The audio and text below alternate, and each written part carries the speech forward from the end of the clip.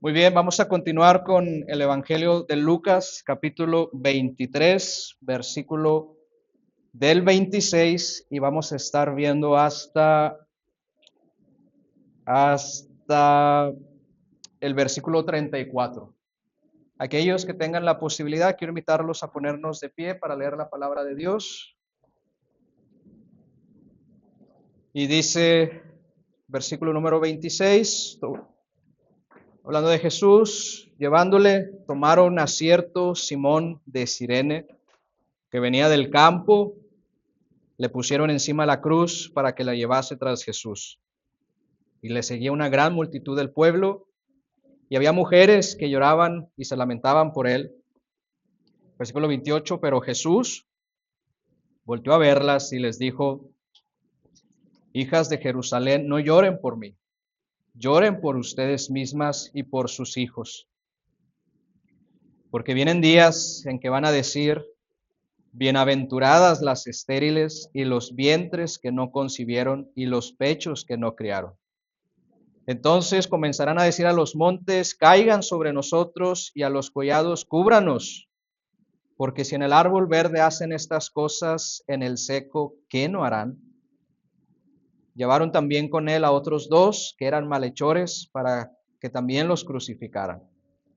Cuando llegaron al lugar llamado de la Calavera, le crucificaron ahí, y a los malhechores, uno a la derecha y el otro a la izquierda. Y Jesús decía: Padre, perdónalos, no saben lo que hacen.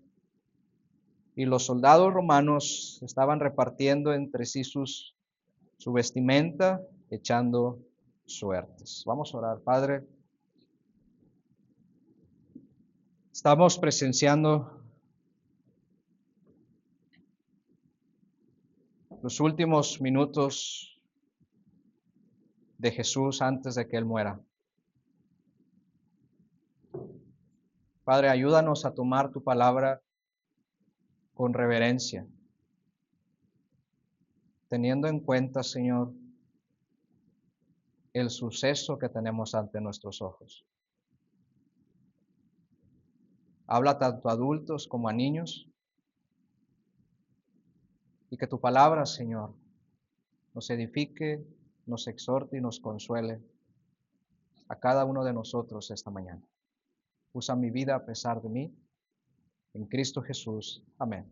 Gracias, podemos sentarnos. El tema de esta mañana le he titulado, para aquellos que anotan, el corazón de Jesús.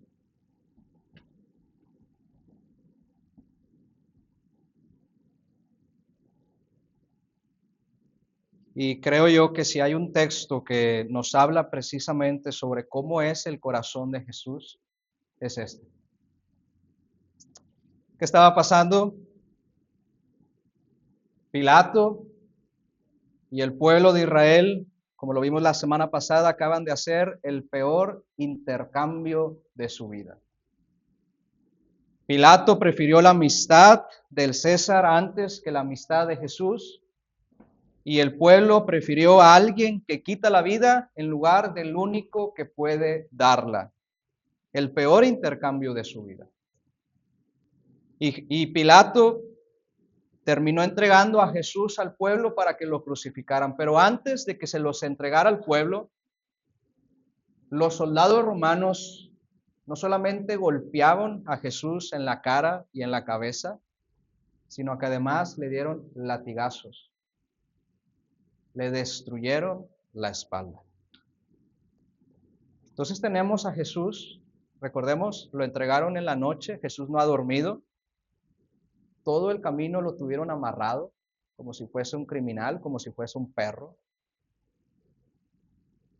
Le han escupido en la cara, le han dado cachetadas, le han pegado en la cara, en la cabeza, se han burlado de él, lo han denigrado, lo han humillado, y ahora tiene la espalda totalmente destruida. Y como lo van a crucificar, tenían que salir de la ciudad, y los que iban a ser crucificados tenían que cargar su propia cruz, pero Jesús no puede. Toda la noche han abusado literalmente de él, está cansado. No puede cargar con la cruz. Y es ahí donde nos encontramos en nuestro texto. Versículo 26, acompáñeme, dice, y cuando lo llevaron para crucificarlo, tomaron a cierto Simón de una provincia llamada Cirene, al norte de África, lo que hoy conocemos como Libia. Venía del campo. Le pusieron encima la cruz para que la llevase tras Jesús. Ustedes ya conocen muy bien, cuando estamos en una historia bíblica, hay personajes, pero siempre el personaje principal es Cristo. Pero aquí tenemos un personaje que se llama Simón. Y vamos a ir viendo en los distintos personajes el corazón de cada uno de ellos. Y al final vamos a hacer un contraste con el corazón de Cristo para que entendamos qué tan diferente es nuestro corazón con el de Jesús. Pero aquí tenemos a Simón de Cirene. Dice Lucas que venía del campo. Algunos historiadores y teólogos dicen que Simón era un judío. Recordemos, los judíos estaban dispersados en aquella región, en aquel contexto histórico. Al norte de África había una comunidad de judíos. Estamos en las fiestas donde se ofrecen sacrificios, ¿lo recuerdan?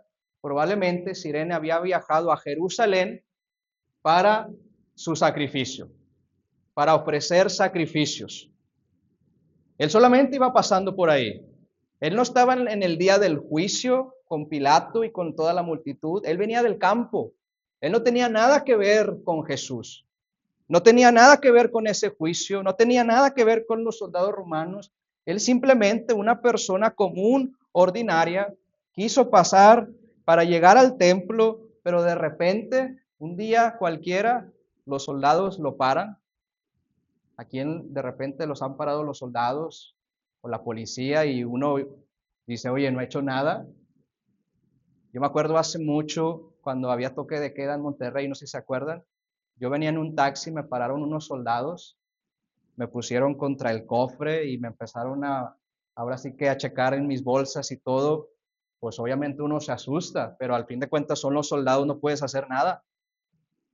Me imagino a Simón, que en su mente, en su corazón, él solamente tenía el deseo, el plan de ir al templo y luego regresar con su familia, pero que te paren los soldados. ¿Imaginan qué pudo haber pasado en el corazón de Simón? Oye, ¿qué está pasando? Yo solamente vengo de pasar, no tengo nada que ver. Y los soldados, no nos interesa quién seas, aquí mandamos nosotros y te pedimos que cargues la cruz de este hombre. ¿Se imaginan todo lo que pudo haber estado pensando Simón durante el camino en su corazón? ¿Por qué yo? Tanta gente que hay y me dicen a mí. Yo solamente soy un hombre común y corriente que viene a ofrecer su sacrificio. ¿Se imaginan todo lo que pudo haber pasado en el corazón de Simón ese día?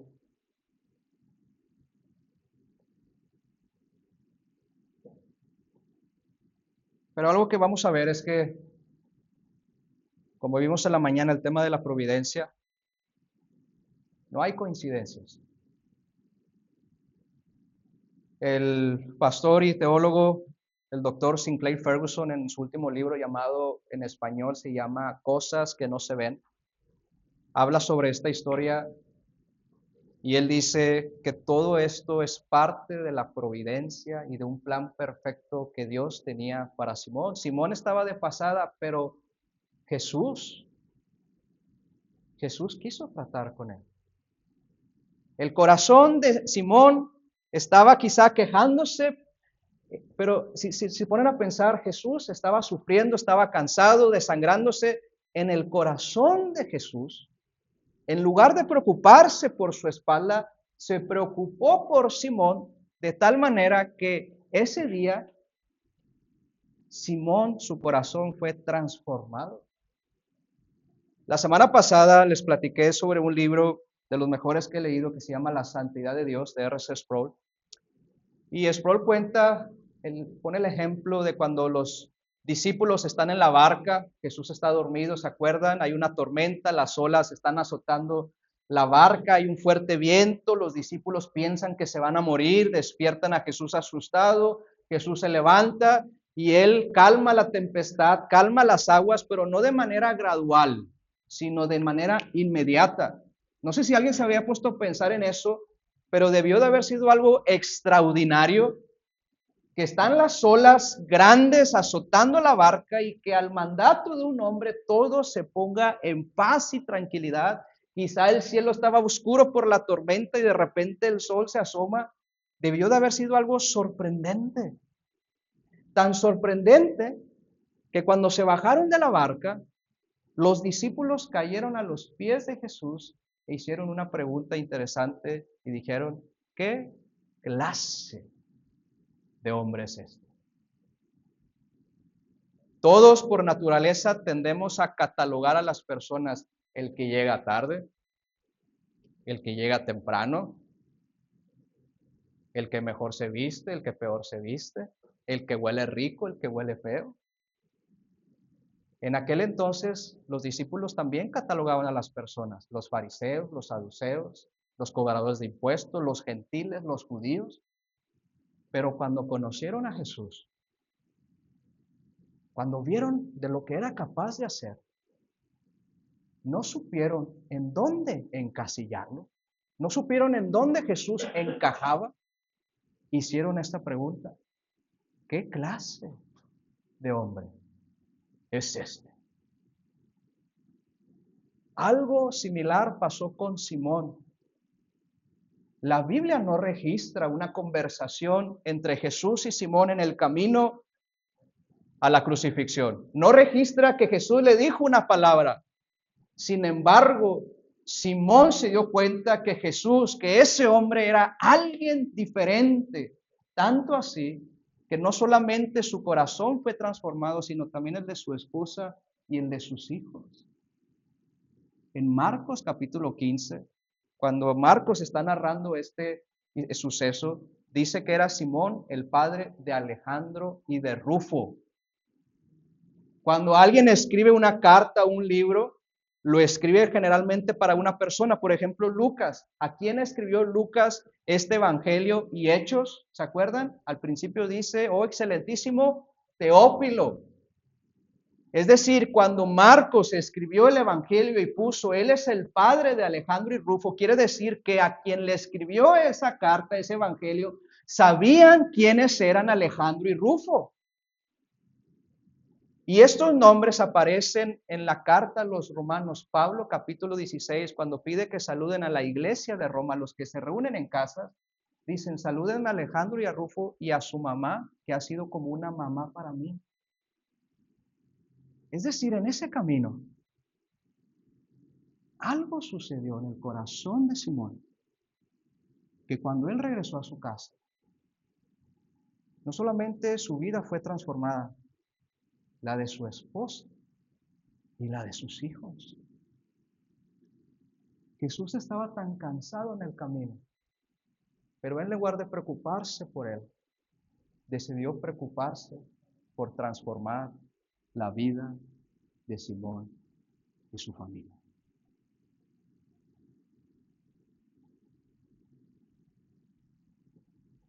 Versículo 27, le seguía una gran multitud del pueblo. Y aquí tenemos otros personajes en nuestra historia. Y había mujeres que lloraban y hacían lamentación por él, pero Jesús se volteó hacia ellas y les dijo, hijas de Jerusalén, no lloren por mí, lloren por ustedes mismas y por sus hijos. Aquí tenemos nuevamente un contraste entre el corazón de estas mujeres y el corazón de Jesús. ¿Qué nos dice este texto sobre estas mujeres? Estas mujeres no estaban llorando por Jesús como el Hijo de Dios, como el Mesías. Estas mujeres estaban llorando porque decían, pobre hombre, él no se merece que le hagan esto. Tenía empatía por él. Hace años, en la primera iglesia en la que yo trabajé, cuando yo terminaba mi turno y regresaba a la casa, siempre pasaba por el centro de la ciudad en la noche y siempre pasaba por una esquina cerca de Cuauhtémoc, en la cual siempre había hombres en la calle. algunos ancianos ya muy grandes de edad haciendo su lucha para conseguir algo de dinero, pero eran hombres en pobreza extrema. Y yo creo que todos, alguna vez, hemos sentido empatía por otra persona. Pobrecito, pobrecita, ojalá alguien le ayude, ojalá todo salga bien, ojalá pueda tener dinero, ojalá pueda tener, todos hemos sentido empatía. Así estaban sintiendo estas mujeres, empatía por un hombre cualquiera, pero no como el Hijo de Dios. Ese era el corazón de estas mujeres, empatía como si Jesús se tratase de cualquier persona que estaba sufriendo.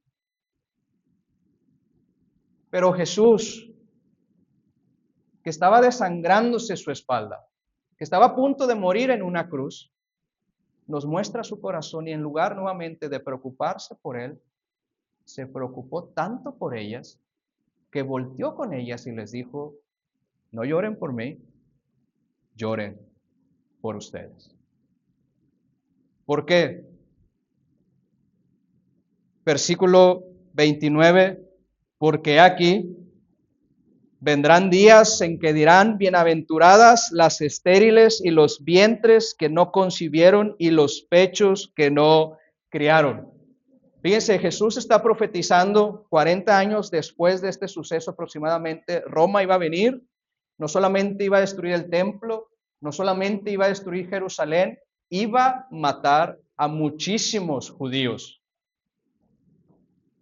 Jesús, en lugar de preocuparse por su salud, por su espalda, se está preocupando por ellas y les está advirtiendo, lloren por ustedes y por sus hijos. Y me llama la atención que dice, en aquel día se va a decir, bienaventuradas las estériles y los pechos que no criaron. Aquí es importante entender, en el contexto del Antiguo Testamento, era una bendición para las judías tener hijos, porque ellas tenían en cuenta el mandato de Dios de fructificar la tierra. Pero por otro lado, las mujeres que no podían tener hijos, era considerado una maldición.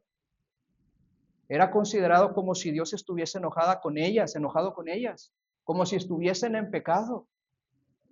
¿Qué dice Raquel a Jacob porque no podía tener hijos? ¿Se acuerdan? Dame hijos o me muero. Era una bendición tener hijos y era una maldición no tenerlos, pero ahora llega Jesús y dice todo lo contrario. En aquel día van a decir, bienaventuradas las que no pueden tener hijos. ¿Por qué Jesús está diciendo eso?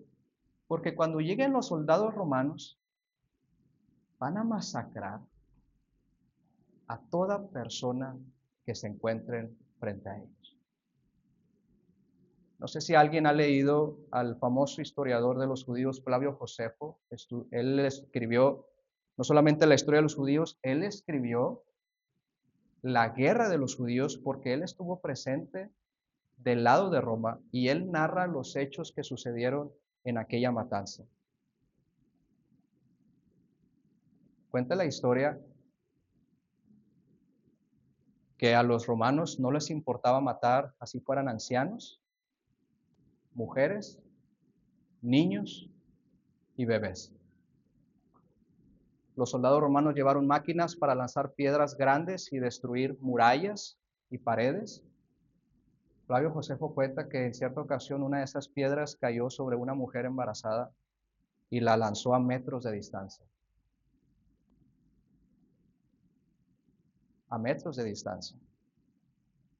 Una de las maneras de matar de los romanos a los judíos porque lo disfrutaban, además de crucificarlos, sitiaron la ciudad para que nadie pudiera salir, les quitaron todas la comida y demás y dejaron que se murieran de hambre. En las casas había cuerpos de mujeres y de bebés en pecho, muertos porque no tenían que comer. Descubrieron a un hombre que se había comido oro, dinero, porque los judíos también robaron. Entonces, ¿saben qué hicieron? Agarraron un grupo de 2000 judíos, les abrieron el vientre para ver si también ellos habían comido dinero.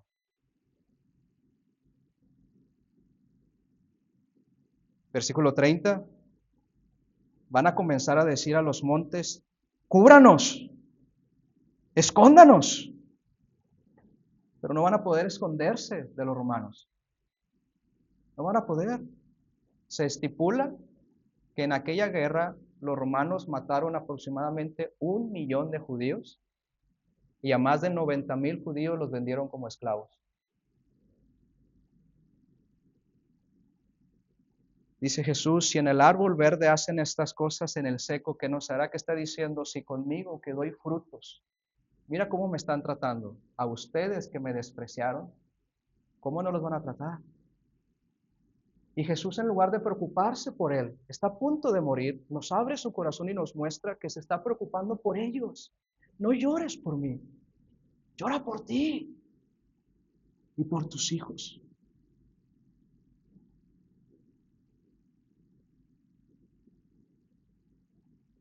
Versículo 32. No voy a hablar de los 2 ladrones, eso le va a tocar a Gabriel la siguiente semana. Llevaban también con Jesús a otros 2 que eran malhechores, y cuando llegaron al lugar de la calavera le crucificaron ahí, los malhechores, uno a la derecha y otro a la izquierda. Jesús decía, Padre, perdónalos porque no saben lo que hacen. Y aquí hay otros personajes de los que sí quiero hablar, de los soldados romanos. Fíjense bien lo que estaban haciendo. Y repartieron entre sí sus vestidos, echando suertes. Es decir, Jesús estaba desangrándose frente a ellos y ellos jugando a los dados para ver quién se quedaba con la ropa de Jesús.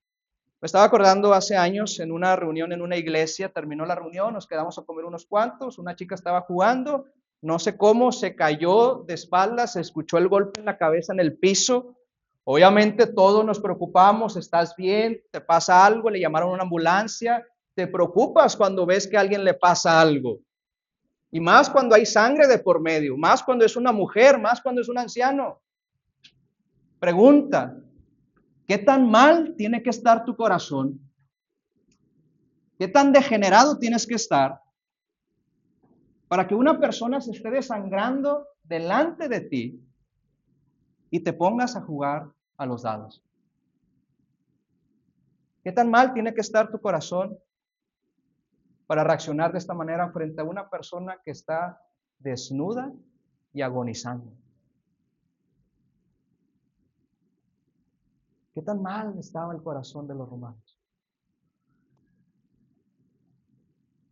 Pero Jesús, en lugar de preocuparse para que lo vistieran, para que le cubrieran sus partes, para que lo bajaran de la cruz, Jesús nos abre su corazón. Y las palabras que Jesús dice, las primeras que mencionan la cruz son, Padre, perdónalos. No saben lo que hacen. Es increíble. Ahora vamos a hablar de Jesús. La crucifixión era el castigo peor de parte de Roma.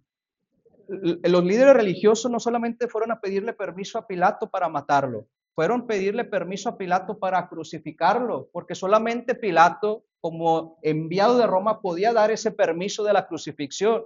La crucifixión se daba a los traidores, se los dejaba colgado en la cruz por un tiempo para que todos los que los vieran tuvieran miedo, y era una señal, un aviso de parte de Roma de decirles, si ustedes traicionan a Roma, eso les espera.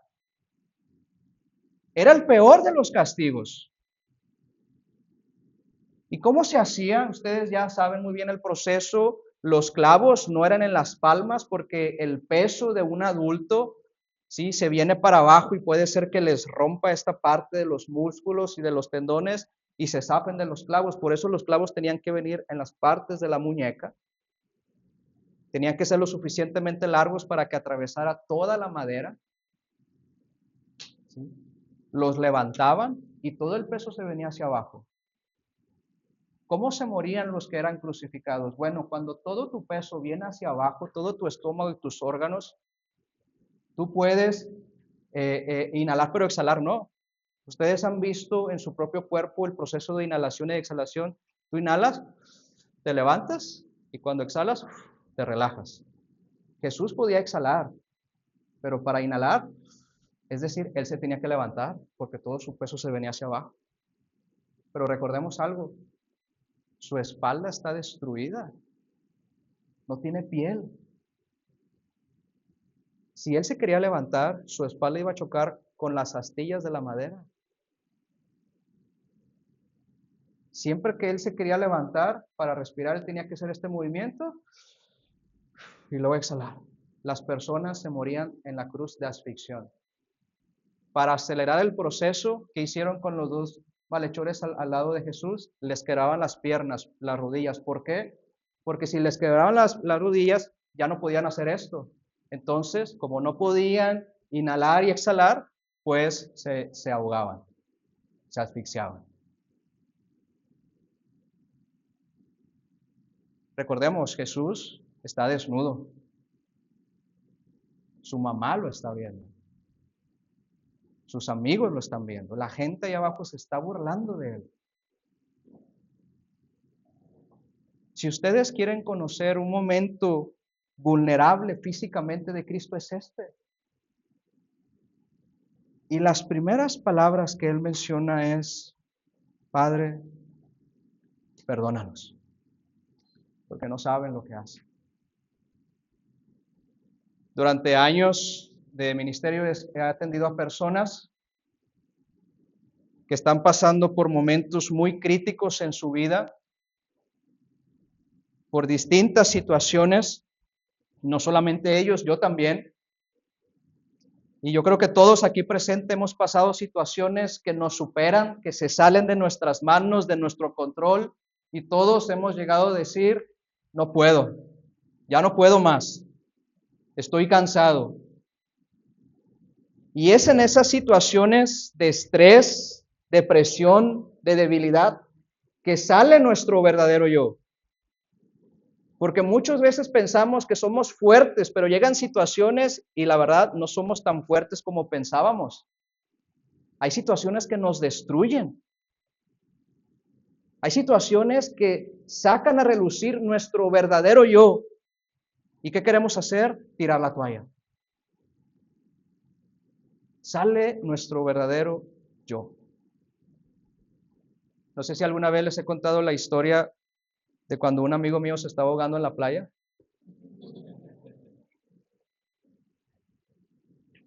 Ahí está desesperado, ahogándose. Ahí va Jacobo, su amigo, a salvarlo.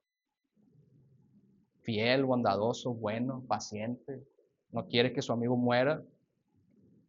Y obviamente, como mi amigo estaba desesperado porque quería vivir, era un momento crítico en su vida, vulnerable, salió su verdadero yo y él me empujaba hacia abajo para él poder respirar.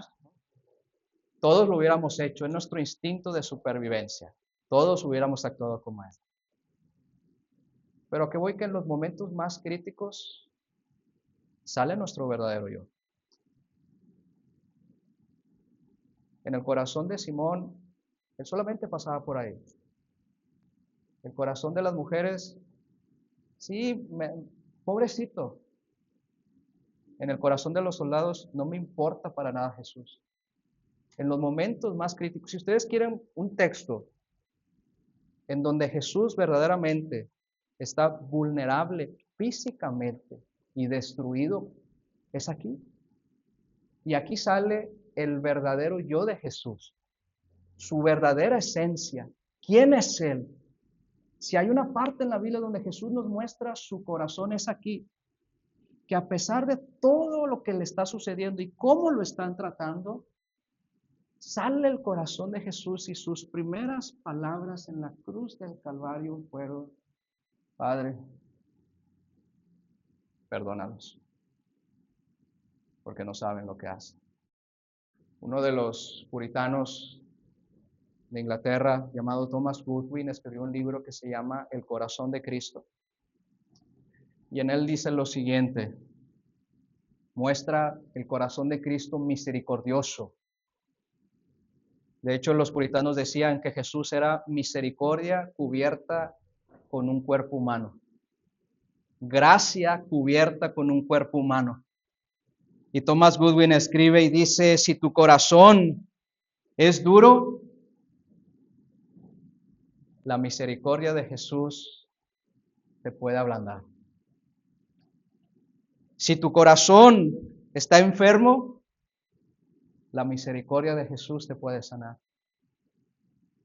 Si tu corazón es pecaminoso, la misericordia de Jesús te puede limpiar. Y añade, y si tu corazón está muerto, la misericordia de Jesús te puede revivir. Ese es el corazón de Jesús. Siempre ha sido ese de principio a fin. Que por más que lo apretaron en la cruz del Calvario, Él, en lugar de preocuparse por Él, se preocupaba por los demás y dijo: Padre, perdónanos. ¿Cuál es la aplicación para todos nosotros esta mañana? La siguiente. Quizá algunos aquí presentes son como Simón. Pastor, yo solamente vengo de pasada. Vengo por compromiso. Me trajeron. Quizá otros aquí presentes ven a Jesús no como el Rey de Reyes, sino que ven a Jesús como las mujeres que estaban llorando, como alguien dice: pobrecito, ¿por qué fueron así con él? Jesús no merecía eso. Quizá otros, espero que no, como los soldados romanos, que desprecian a Jesús y prefieren estar jugando con sus celulares o en sus mentes. Pero si tú eres uno de esos casos, escucha las palabras de Jesús. Son las mismas hoy en día y son para ti.